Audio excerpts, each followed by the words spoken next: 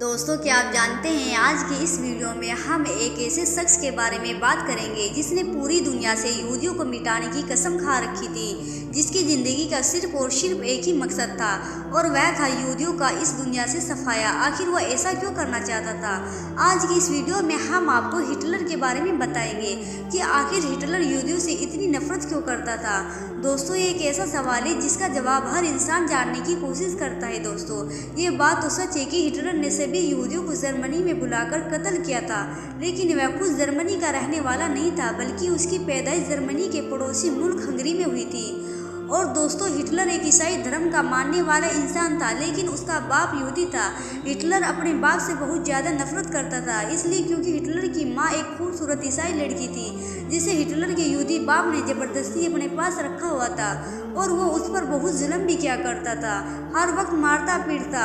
Hitler बचपन से ही अपने यहूदी बाप की इन्हीं हरकतों की वजह से उससे बहुत ज़्यादा नफरत करता था और सिर्फ अपने बाप से ही नहीं बल्कि पूरी यहूदी कौम से उसको नफरत हो गई थी। इसलिए हिटलर का बचपना भी बहुत गरीबी में गुजरा था। वो जब थोड़ा बड़ा हो गया तो वह जर्मनी की फौज में ज्वाइन होना चाहता था, लेकिन उसको फौज में जगह ना मिली क्योंकि वह बहुत कमज़ोर था।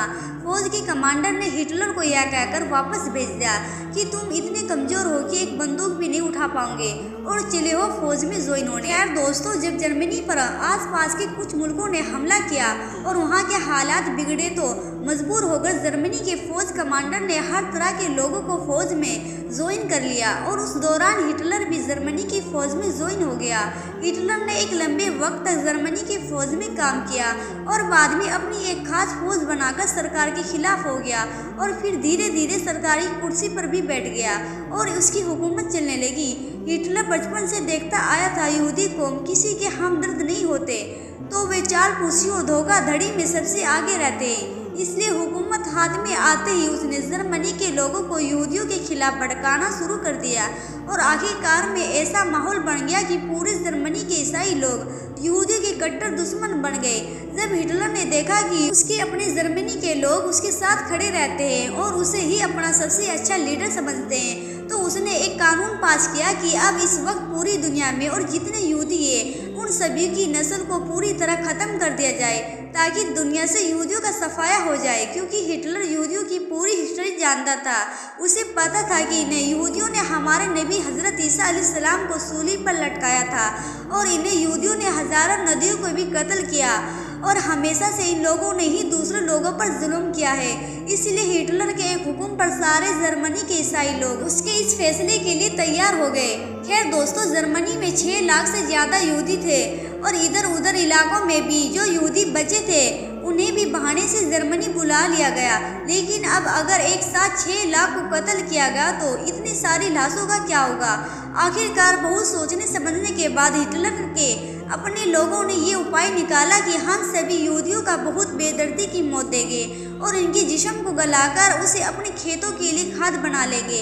आखिर इस फैसले पर अमल किया गया, एक बहुत बड़ी फैक्ट्री बनाई गई और हिटलर के हुक्म से हज़ारों यहूदियों को एक साथ पकड़ा जाता और फिर उस फैक्ट्री में ले जाकर उससे पहले उन सभी के कपड़े उतार लिए जाते ताकि इन कपड़ों को जर्मनी के लोग इस्तेमाल कर सके और फिर सभी को नंगा करके दौड़ा दिया जाता और आगे जाकर उन सभी यहूदियों के सर के बाल काट लिए जाते।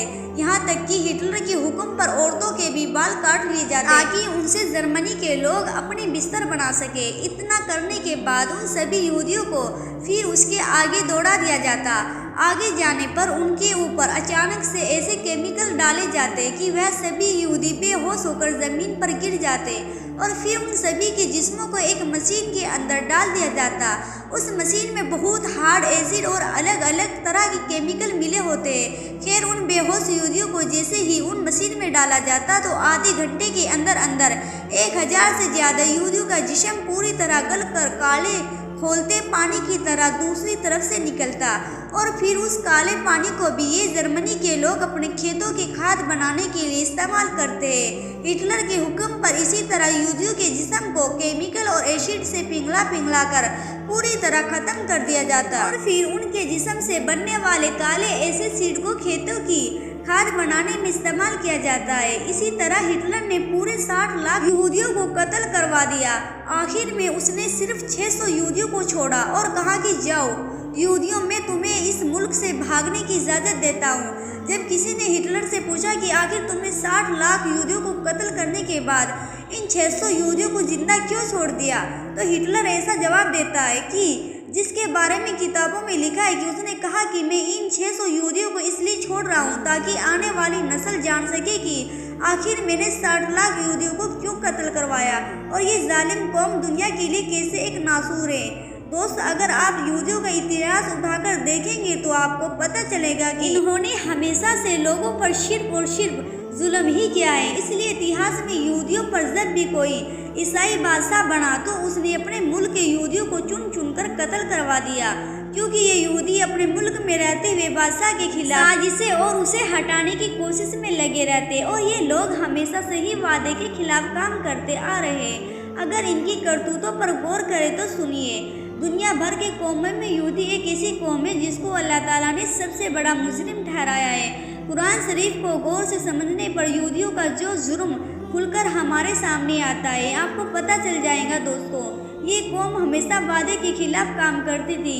आखिरकार तूर पहाड़ को उठाकर इनके सरों पर लटकाया गया, लेकिन इसके बावजूद इनके वादा तोड़ने का सिलसिला चलता रहा और वो लोग कुरान की आयत को बेचकर गाने बजाने का शौक पूरा करते थे, दूसरों को नेकी करने को कहते थे लेकिन खुद नहीं करते। और मेरे दोस्तों, इनको फिरौनियों के जुल्म से बचाने और समुद्र में रास्ता दिए जाने के बाद भी ये लोग अल्लाह ताला की नाफरमानी करते रहे। और जब मूसा अलैहिस्सलाम तूर पहाड़ पर अल्लाह ताला से बातचीत करते हैं तो इस बीच इस कौम के लोग बछड़े की पूजा करने में लग जाते हैं।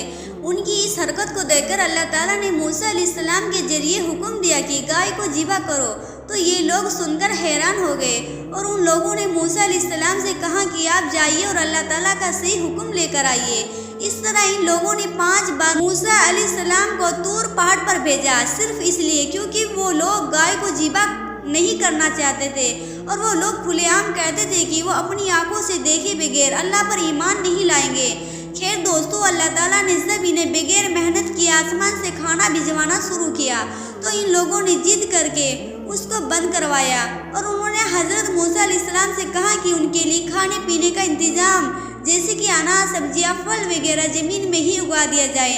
जबकि दोस्तों, रेगिस्तान की कड़क धूप से बचने के लिए भी अल्लाह ताला की तरफ से इन पर बादलों का साया किया गया, लेकिन इतना सब कुछ मिलने के बावजूद भी ये लोग अल्लाह ताला के सामने नहीं झुके। फिर अल्लाह ताला ने इन्हें बस्ती में दाखिल होते वक्त माफ़ी मांगने का भी हुक्म दिया।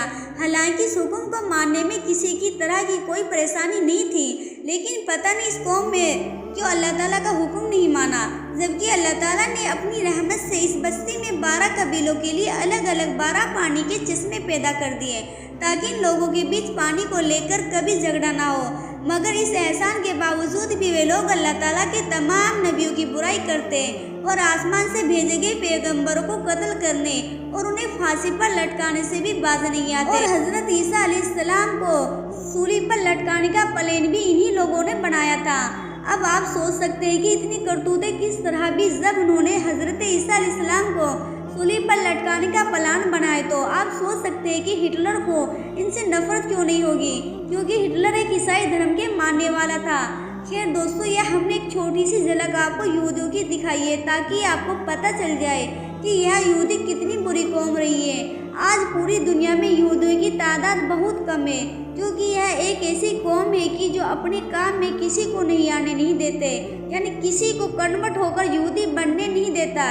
एग्जाम्पल के तौर पर अगर कोई गैर मुस्लिम मुसलमान बनना चाहे तो वो इस्लाम में आ सकता है, इसकी इजाज़त है, वो इस्लाम धर्म को कबूल कर सकता है। या कोई ईसाई बनना चाहे तो उनके मज़हब में भी इनकी इजाज़त मिलती है। मतलब दुनिया के हर मज़हब में कन्वर्ट होकर दूसरे मजहब को अपनाने की पूरी इजाज़त मिलती है। लेकिन यहूदी मज़हब बिल्कुल भी ऐसा नहीं है कि उसमें अगर कोई भी कन्वर्ट होकर यहूदी बनना चाहे तो वो यहूदी नहीं बन सकता, बल्कि यहूदी वही बन सकता है जो सिर्फ और सिर्फ यहूदी नस्ल से हो। इसलिए तादाद के मामले में इस दुनिया में सबसे कम यहूदी ही है, लेकिन इनकी चापलूसी और धोखाधड़ी इतनी आगे है कि उन्होंने आज पूरी दुनिया को अपने कंट्रोल में रखा है। हर मुल्क की जीडीपी को ऐसा जकड़ कर रखा है कि अगर कोई भी मुल्क इनके खिलाफ खड़ा हो गया तो वह उसके मुल्क की करेंसी को इतना ज़्यादा गिरा देगा कि वहाँ खाने पीने की लाले पड़ जाएंगे। इसलिए आजकल हम अपनी आंखों से देख रहे हैं कि इजरायली यहूदी मासूम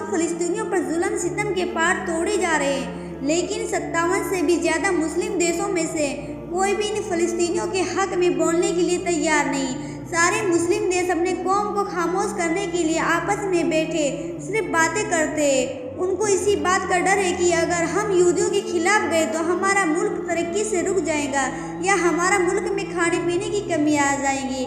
दोस्तों आप खुद इन सभी मुस्लिम देशों की घटिया सोच देख सकते हैं। हालांकि रिज़्क देने वाली ज़ात सिर्फ एक अल्लाह की है, लेकिन आज सभी मुस्लिम देश इन जालिम यहूदियों से सिर्फ इसी बात पर डर रहे कि अगर हम इनके खिलाफ गए तो यह सब इजरायली, यहूदी और अमेरिका मिलकर हमारे मुल्क की हालत ख़राब कर देंगे और हमारे मुल्क में भुखमरी आम हो जाएगी। अल्लाह ताला सभी इस्लामी देशों को हज़रत उमर अबू बकर रज़ी अल्लाह ताला अन्हु की हुकूमत को याद दिला दे कि जिनके रहते कैंसर रोग, किसरा जैसे बड़े बड़े बादशाह भी मिलकर इस्लामी मुल्कों की GDP ना गिरा सके, तो आखिर इन यहूदियों की क्या औकात है। मेरे दोस्तों, हम ये उम्मीद करते हैं कि हिटलर कौन है और इनके कारनामे क्या है। आपने इस वीडियो में जान लिया होगा कि वीडियो पसंद आई तो लाइक कर और शेयर कीजिएगा। मिलते हैं अगली वीडियो में। अस्सलाम वालेकुम।